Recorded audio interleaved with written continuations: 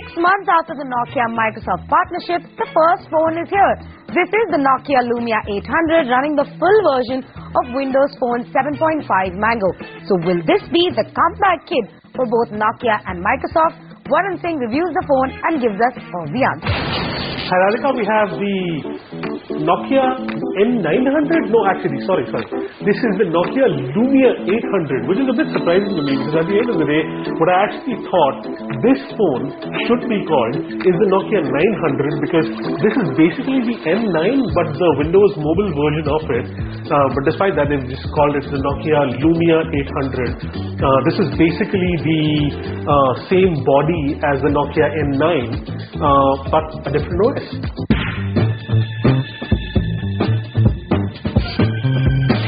And if you remember the N9, it's a polycarbonate shell, so it's a beautiful, beautiful design. It feels very nice and solid in your hands. It's a unibody design, so it's very sturdy, it's very strong, and it's very beautiful. It comes in different colors. You've got these buttons on the side, and I noticed one of the little problems is that the first time you have this in your hand, you'll actually struggle to find how to turn it on because you have all of these buttons on the side, and there is actually no labeling on any button that says power, or even that round with a line in the middle which says this is the power button. Nothing. Got a dedicated camera key here. We'll talk a little bit more about the camera as well, but I'm not particularly satisfied with that part. This is a standard AMOLED display, and then on top of that you've basically got your 1.4 GHz processor. This is a single core, not a dual core. You've got an 8 megapixel camera with what's supposed to be Carl Zeiss optics, but not particularly impressed with that. We'll talk a little bit more about later.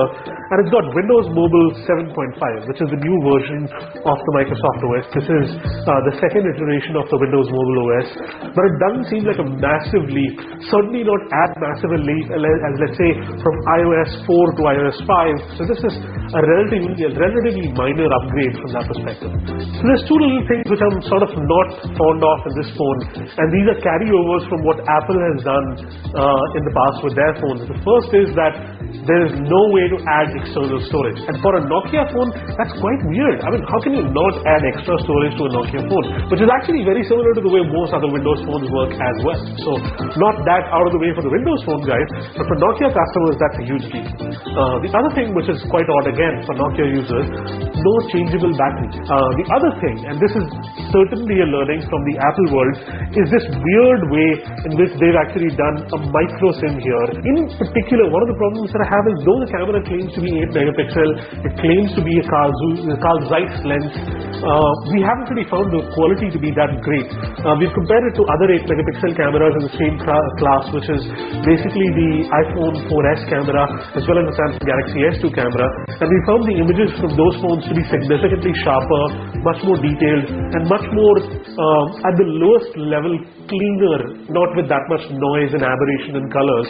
So Nokia has gone ahead and made a few basic modifications to Windows Mobile which sort of stand them out from the rest of the crowd, which make them a little bit unique. A few of those are the Nokia Drive application, which is basically your turn-by-turn navigation, similar to the Nokia Maps that have been around on the Symbian phones for ages. Today, the app market in Windows Mobile is fairly limited. You don't really have that many apps available as you do on Android, as you do on iOS.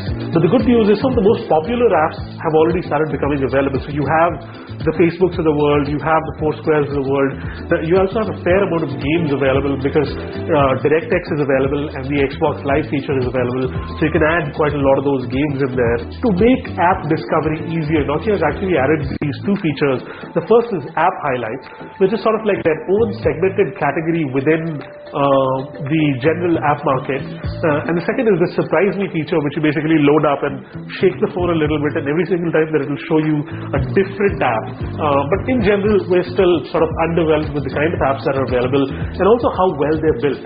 So what's my view on the phone? Should you buy this or should you not buy this? Well, if the price comes out to be anywhere in the range of 25,000 to 35,000 bucks, I'd rather just spend, if it's at the bottom of it at 25 grand, spend just a little bit more and buy the Samsung Galaxy S2. And if it's right at the top end of the plan, just spend a little bit more and go and get an iPhone for yourself.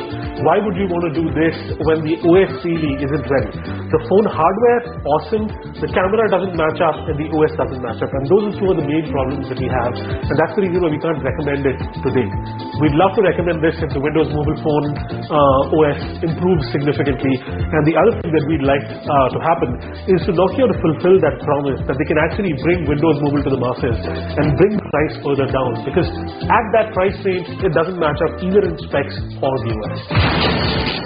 Alright, so that's the Nokia Lumia 800 for you. Wait for the OS to get a little better and then give it a second look and decide whether it should be your next smartphone or not.